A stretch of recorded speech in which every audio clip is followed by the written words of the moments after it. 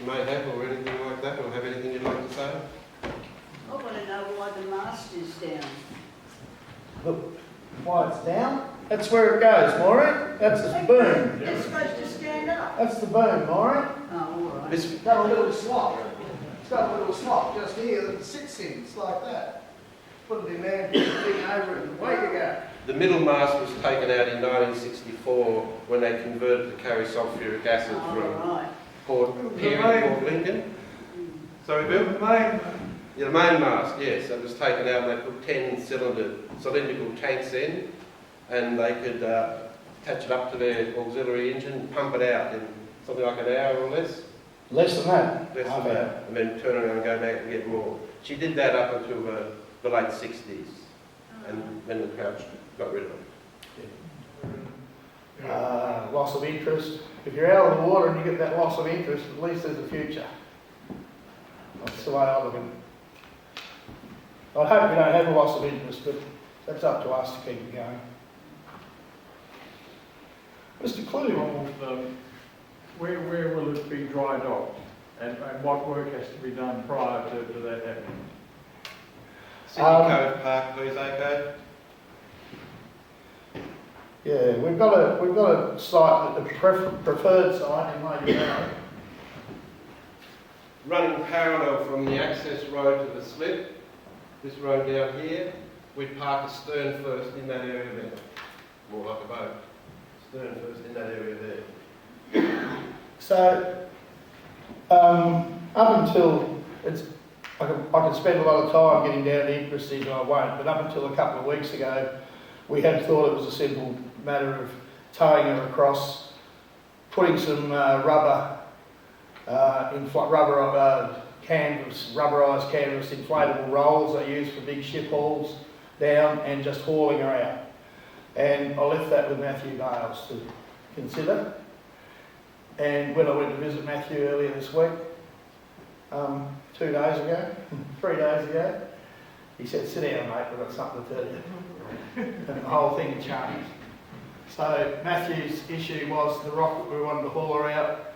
We get halfway and we get to a tipping point where the back end, which is probably 60% of the weight, evens up with the front end, which is 2/3 of the length and only 1/3 of the weight.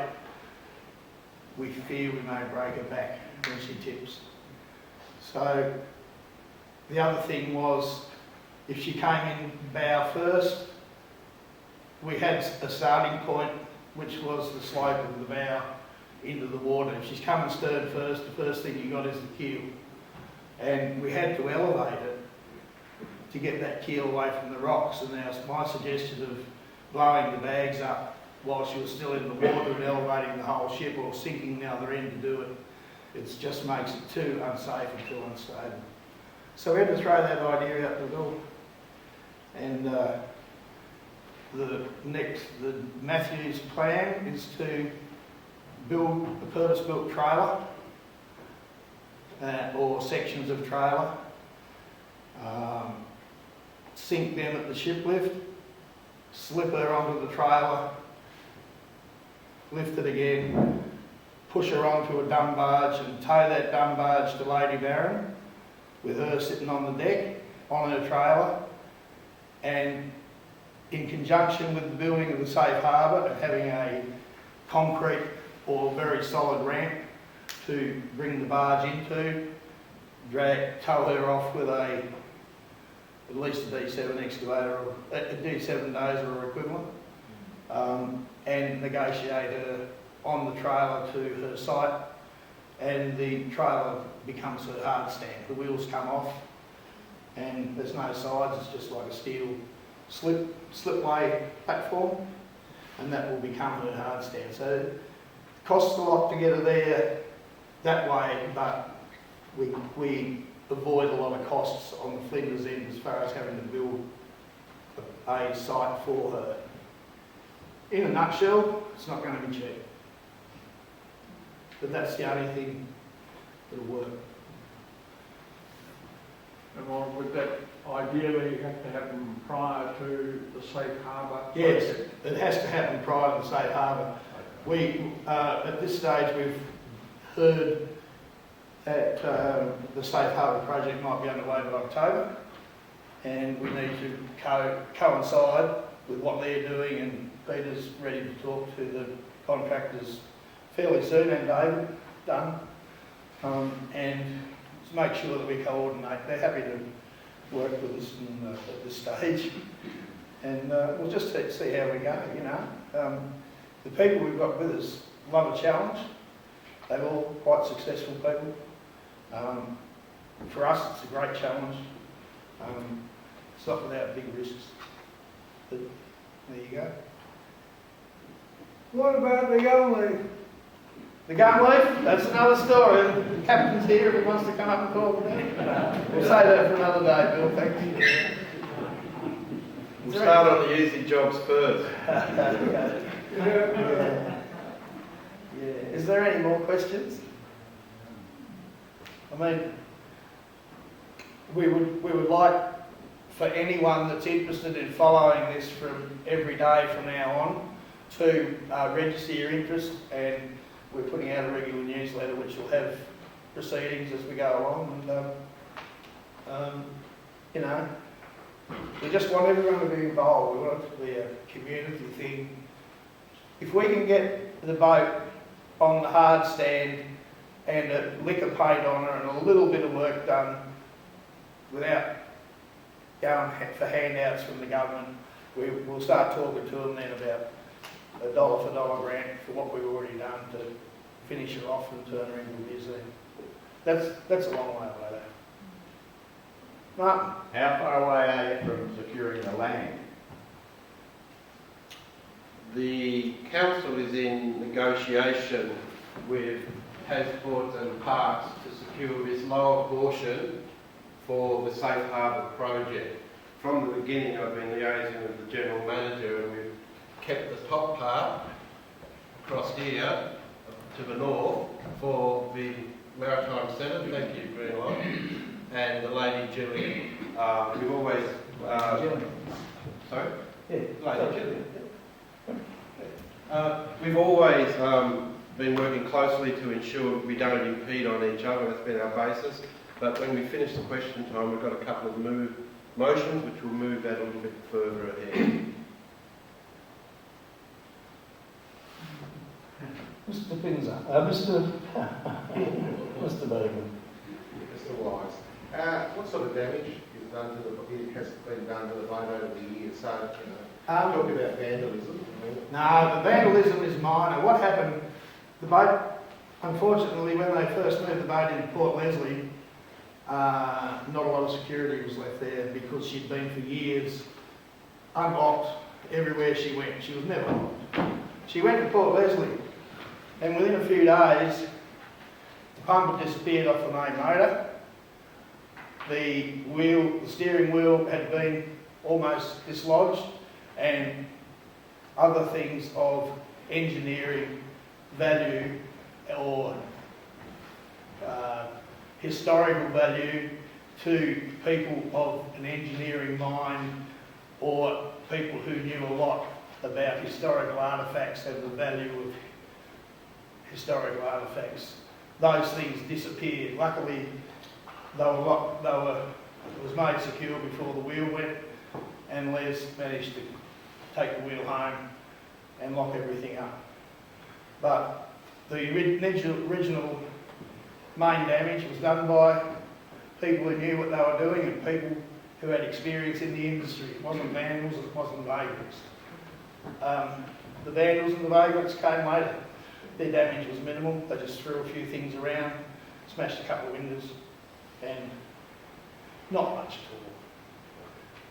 all. I couldn't find any on board, that's why I was checking to see if it was smelly. But it's very clean, and realistically, I think after the first 3 or 4 months, no one's been near it. It's just become something that no one goes to anymore. There's a couple of little bits and pieces that were important to me that are missing, like the bell and the hooter on the roof and things like that. Again, they weren't vagrants or vandals. They were people who knew the value of that sort of stuff, and they knew their stuff, you know. World's full of them. So, Any more? Terence? Well, I believe one of the interesting features of the Jillian was that it actually had a wooden bottom rather than steel, and that was designed so it could sit on the ground Yes. during a low tide. And not rust. And when the tide came in, they could then load it. What's the condition of that? And will the hull float? Yeah, the whole, she goes, at this stage, she goes up, the rise and fall of the tide, there's about 1.6 metres. She goes up 1.2 on the back end with the tide, and she'll go up about 600 on the front end. When we got on board, we found that the anchor locker is chock-a-block full of fresh water, whilst the bilges have been pumped out studiously. The front end, the anchor locker hasn't been pumped out, and it can only be pumped out by a handheld gusher pump, a hand-operated gusher pump, and obviously no one wants to do that, so we're going to get a pump and pump that locker out, and we think both ends will rise 1.2 when we finish that. We think that's all. It's all down to about 5 tonnes of water in the anchor locker, which is right at the pointy end. Does that sit right with you, Bill? Yeah. Yeah, thank you. So, yeah, that's, you know. Lady Jillian's bottom was impeccable. Yes. Yeah. She had a. She's the same. Neil Pickett told me she's the same. You wouldn't think that the outside. She's a full chine. She hasn't got a kid.